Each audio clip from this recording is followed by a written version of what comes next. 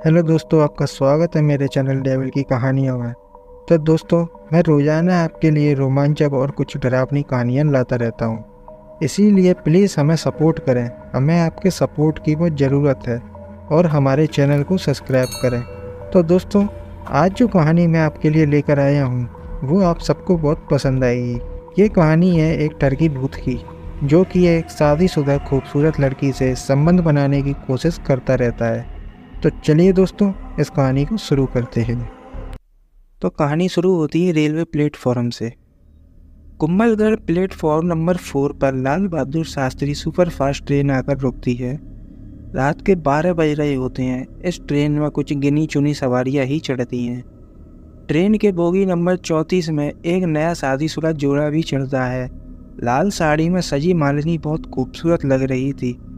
रमेश और मालिनी ट्रेन में अपनी सीट देखते हैं तो उनकी सीट पर एक आदमी सोया हुआ मिलता है और वो बहुत ज़ोर ज़ोर से खर्राटे भर रहा होता है। रमेश उसे ज़ोर से हिलाता है और बोलता है, भाई साहब ये हमारी सीट है, यहाँ से उठिए। पर उस आदमी पर हिलाने का कोई फ़र्क नहीं होता और वो खर्राटे ज़ोर ज़ोर से भरने लगता है। तभी रमेश उसे ज़ोर से हिलाता है और उसके कान में चिल्लाता है, भाई साहब उठिए, ये सीट हमारी है। ऐसे चिल्लाने से वो आदमी जग जाता है और रमेश को और मालिनी को घूर के देखने लगता है। वो आदमी देखने में भी बहुत डरावना लग रहा था। उसके बाल चिड़िया के घोंसले जैसे बिखरे हुए थे। वो अपनी गर्दन चारों तरफ घुमाने लगता है। तभी उसकी गर्दन से चर चर की आवाज़ें आती हैं। ये आवाज़ें देखकर मालिनी और रमेश डर गए और वहीं पर बेहोश हो गए। जब उन दोनों की आँख खुलती हैं तब उन्हें वो आदमी वहाँ पर नहीं मिलता है और वो दोनों डरे हुए और सोचते हुए घर पहुँच जाते हैं। घर आकर भी मालिनी डरी डरी सी रहती है। अब अक्सर उसे एक अजीब सा एहसास होता रहता है, जैसे कोई उसके बालों को सहला रहा है या उसके बदन पर कोई चीज़ चल रही है या कोई अपनी उंगलियां उसकी गर्दन पर फेर रहा हो। उसने कई बार रमेश से कहा कि मुझे अभी तक वो ट्रेन वाला भूत दिखता है, तो रमेश उसका वहम कहकर बात को टाल देता है। क्योंकि वो भूत रमेश को नहीं दिखता, न रमेश को कोई एहसास होता है, तो उसे इस बात पर कोई विश्वास नहीं होता। रात के 12 बजते ही मालिनी उठकर बैठ जाती है, जैसे किसी ने उसे झंझोड़ कर उठा दिया हो। जैसे ही मालिनी उठकर बैठती है, उसे एक अजीब सी खुशबू पूरे कमरे में फैली हुई महसूस होती है। वो डर के मारे रमेश को झंझोड़ कर उठाती है और बोलती है, देखो रमेश, देखो हमारे कमरे में कोई है। हमारे कमरे में ये कैसी खुशबू फैली है। रमेश चौंक कर उठ के बैठ जाता है और कहता है, क्या हुआ मालिनी। मालिनी पसीने से भीगी हुई और बिना कुछ कहे कांपती हुई उसके सीने से अपना मुंह छुपा लेती है। मालिनी डरते डरते उंगली से इशारा करके बताती है, वहाँ पर्दे के पीछे वो ट्रेन वाला भूत है। रमेश कमरे की लाइट जलाकर पर्दे के पीछे देखता है, पर उसे वहाँ कुछ नहीं दिखता। ना कोई अजीब सा एहसास होता है उसे, ना कोई अजीब सी खुशबू आती है। वो उसे मालिनी का वहम समझकर मालिनी को सीने से छुपाकर सुला लेता है। दूसरे दिन फिर रात के 12 बजे मालिनी उठकर बैठ जाती है। उसे वही एहसास होता है, कमरे में कोई मौजूद है। अजीब सी खुशबू आती है। मालिनी फिर पसीने से नहा जाती है। कांपती हुई रमेश को उठाती है। रमेश उठकर लाइट जलाकर उसे तसल्ली देता है कि हमारे कमरे में हम दोनों के सिवा कोई नहीं है, और मालिनी को सीने से लगाकर सुला लेता है। अब तीसरे दिन मालिनी को कोई अजीब सा एहसास नहीं होता। ना रात के 12 बजे वो उठती है, ना उसे कोई खुशबू आती है।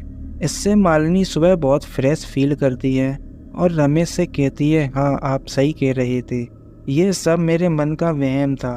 कल रात मुझे कोई अजीब सा एहसास नहीं हुआ, ना कोई अजीब सी खुशबू आई, ना मेरी नींद खुली।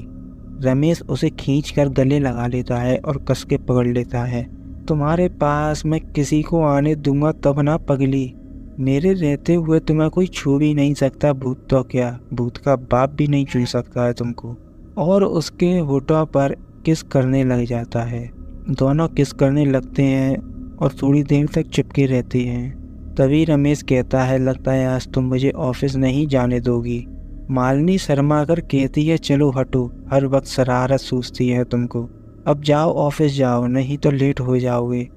रमेश मुस्कुराते हुए कहता है, ठीक है बाबा ठीक है, पहले तो खुद ही जाने नहीं देती, अब खुद ही भगा रही हो। मालिनी मुस्कुराकर कहती है, अब जाइए, और बाय बोलते हुए दरवाज़ा खोल देती है। रमेश के जाने के बाद थोड़ी देर मालिनी को फिर वही एहसास होता है कि कोई उसकी कमर को पकड़ रहा है और उसको अपनी तरफ खींच रहा है और उसके बालों को कोई सहला रहा है। फिर वही अजीब सी खुशबू उसे अपने आसपास महसूस होने लगती है। मालिनी मालिनी मालिनी करके वो अजीब सी खुशबू उससे लिपट जाती है।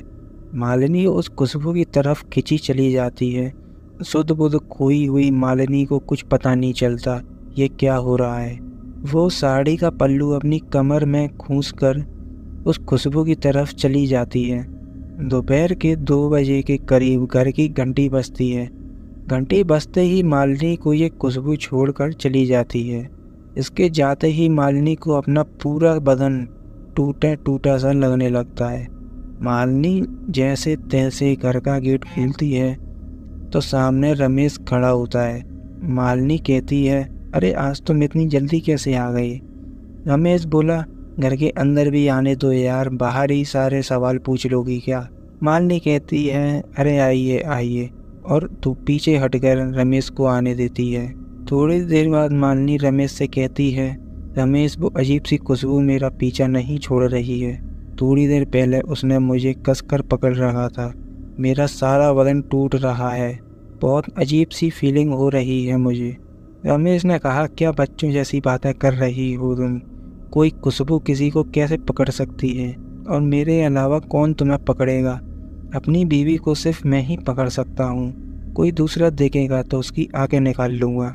अब जाओ और जल्दी से मेरे लिए एक चाय बना के लाओ। उदास मालिनी रमेश की बातें सुनकर कुछ बोल नहीं पाती और चुपचाप रसोई में चाय बनाने चली जाती है।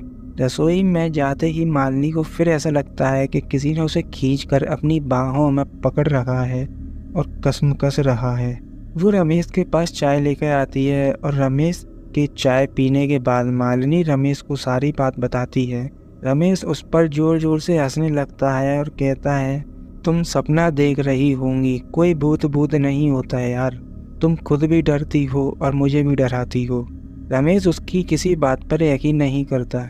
रात के करीब 12 बजे मालिनी फिर पसीने से लथपथ उठकर बैठ जाती है और रमेश से कहती है, रमेश उठो उठो, रमेश देखो कोई है पर्दे के पीछे।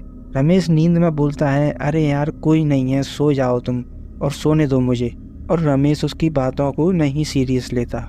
मालिनी डरते हुए सो जाती है और सुबह रमेश के ऑफिस जाने के बाद फिर वही खुशबू मालिनी को अपनी तरफ खींच लेती है। मालिनी को ऐसा लगता है जैसे कोई उसके होठों पर अपने होठों से किस कर रहा है और उसकी कमर पकड़कर खुद की तरफ खींच रहा है, बालों को सहला रहा है। अब ये रोज का काम हो गया है।